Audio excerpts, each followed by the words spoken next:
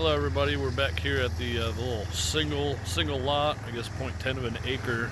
We're just kind of doing an update. We got some grass to mow and we got to trim this comfrey again. It's already grown out into the pathway, so I'll give you a walk around and show you what I look at whenever I come for a visit. I don't make it through here very often. I mean, preferably once a week. I usually take a look at these elderberries. Guess at the end of August these will be ripe. Got a lot of fruit set on them. And I actually found that across the street at my house there's some I guess Allegheny or whatever the American elderberries are, just naturally, so that's pretty cool. One of the things is you see that all the asparagus is still up and there's only one of them is really browned out, so that's good. This one right here, it just means that it's kind of snapped off from the base. But on each of these crowns, there'll be multiple stems that come through for each crown, so it's still getting plenty of energy from the sun through the rest of this summer. Should be very good. We'll see if we get any heads on this. I think it's some sort of broccoli, I don't know. It looks cool. I don't know, it might actually be a kale. I guess that shows how little I know about what I plant, but you got everything else looks pretty decent. These purple cone flowers are getting to the end. And we got still getting growth on these honeyberries, which is very nice. It'd be really, really good if one of these would fruit next year.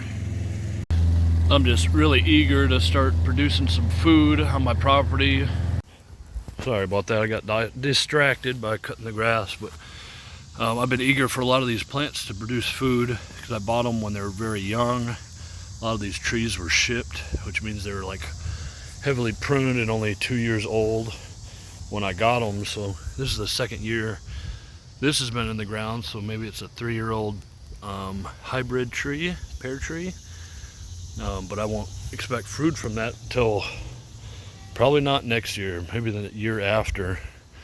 One good thing though is like a lot of these native plants have been doing really well, like this purple coneflower, this bergamot. You can see there's still all sorts of insect life on here. That was part of the reason why I keep weeds like this up, because they have all these amazing flowers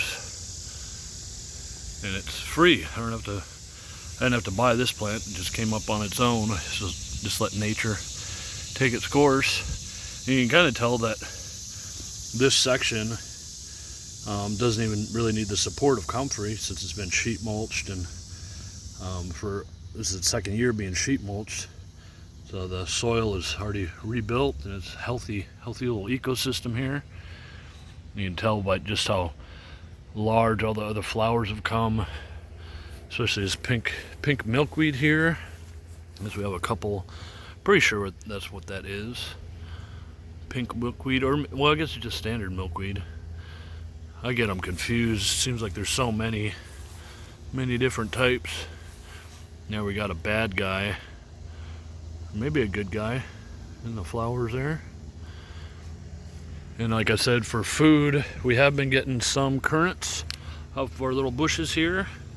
And they're just, for the rest of the summer, they're gonna keep growing, putting energy into their roots and taking off next year, I hope. And then some things like this main pear tree here and this one to my right, I think we're gonna trim those a little bit. We're gonna prune them in the winter. We're gonna figure out, like, do we need to train these branches to be more horizontal, or how does that work? Do we need to trim off things like this so that this can be a dominant deal? So we're gonna have to do more research on that. They're growing exceptionally well and exceptionally tall. It's just like in the case of this, you're supposed to have a central leader, and this definitely branched off at the base right after some damage. So what does that mean? Do I cut off the left one and you save the right? I mean, I'm kind of afraid to say yes, but I think that's how you're supposed to do it. But I'll try and consult some experts before I start hacking off 60% of my tree. But other than that, really things are going really well. We have all these perennial veggies here. There's red sorrel, which is pretty incredible. It's all gone to seed. See if it'll focus a little bit here. But this red sorrel, all these leaves are edible, but we've let this, the arugula, and other things just leaf out and grow as wild as it wants to, because I want it to. They're perennial plants, so I want their roots to go through their full cycle so that they can, you know, stay here forever and be as strong as possible. And then there's really cool things like this anise hyssop, or bee balm. You can tell the bees are loving it. But of course, this is just a mint that you can make teas with. And of course, I don't actually know anything about plants, so don't take any of my advice at all. I'm just showing you what I have and what I'm trying to do here. Just like this, I'm not sure what this bush is. We'll have to Google lens it. But I do know that this is a honeyberry, and this one and this other one has struggled, but I think this is on the edge of the property, and it's a little gravelly at this location. That's part of the reason too why I planted perennial veggies here and let them grow up so crazy, because we'll cut them down in the fall and they'll add food to the soil life. We can get that all working properly. Of course, I have another corner of bee balm here, and these are I forget what type of berry, but they're like a cousin of blackberries. You can see they're coming off into the lawn here. It's really awesome. So things like this really should be getting some food off of it next year.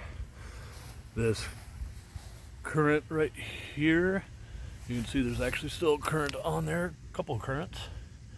But we're just letting those cycle through. We've tasted a couple. We're surprised by how yummy they were. But it's a young plant, so we're not gonna interrupt its natural cycles too much. And it's getting hot out here. I want to showcase this goofy flower. I still haven't Google lensed it, but maybe someone will take a screenshot and look it up. Not sure what's in those pods. This could be the butterfly weed that I was thinking, but like I said, I don't actually know what I'm talking about, so we will see what that looks like when it flowers. It's not going to be anything dangerous to pollinators, and we're not planning on eating it, so we'll be quite all right. But I'll leave you with this. This is one of our aronia berries, one of the named varieties. It's what you call a black chokeberry, but they have selected varieties that have larger fruit and have better taste and things like that. So we have a number of these on this property and at my house, and this one's grown really well, and it'll be happy when it's going to pollinate. When it's going to make its own fruit, it'll be happy that there's bergamot planted right next to it with purple coneflower and clover all over, and creeping Charlie. That's what we're trying to do, is maximize the space, maximize the insect life and the life in the soil, so that this aronia berry can get 8 foot tall and give us hundreds of berries every early summer. And then further on in the summer, at the same time we'll get currants, and then a little further along we'll start getting elderberries and things like that. So appreciate you watching, and I hope you guys' summer's going really well. I know mine's going really well, and it always goes better when I have nature doing a lot of the work for me. So I just walk around, cut the grass every once in a while, and just enjoy it. So thank you very much, and we'll see you next time. All right, bye-bye.